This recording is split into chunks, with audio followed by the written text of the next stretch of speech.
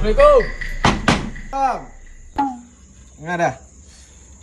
Ane orang Minang anggo. Suruh salah tamu kau masuk lu ah. Mengada-mengada aja. Ayo dah. Masuk lah dah. Jadi kita datang udah siku kau mah. Ni untuk sumbangan. Jadi biko pemuda siku kan biar acara mah. Ini baralo semua dah. Sabar talu awak salah. Aku dapat saya kelas awak. Tapi kan kok dapat minimal 50.000 lah. Nah 100.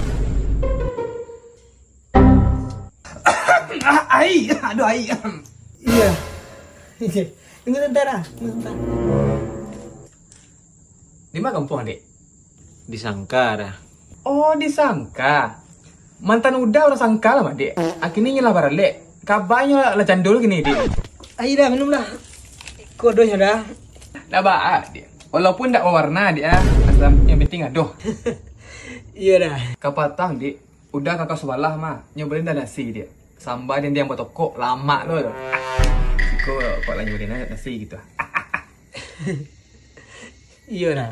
Tuh kode minta makan lawan. Iyo kalau masak ini makan malam juga beko. Beko lo bikin kawan. Kini selesai kalau. Dia cepet payah. Tunggu sebentar dah. Oh, gue sebentar deh.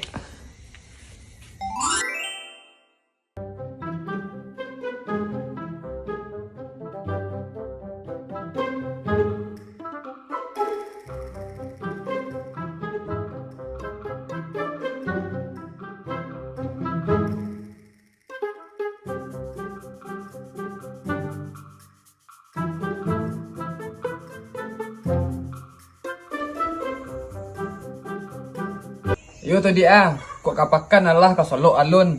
Kok kamakan Allah merokok alun. Dah rokok setang dia. Kayak dah lah. Ayolah, dan so pulang lah. Hari kau hujan lah. Kalau ada pitih, bayi cepet lah. Yalah dah, lelok dah. Dah. Ay lah kau alah menyumbang payah. Mari acuk lah. HP dah. Apa? Yo. Tak bawa apa udah.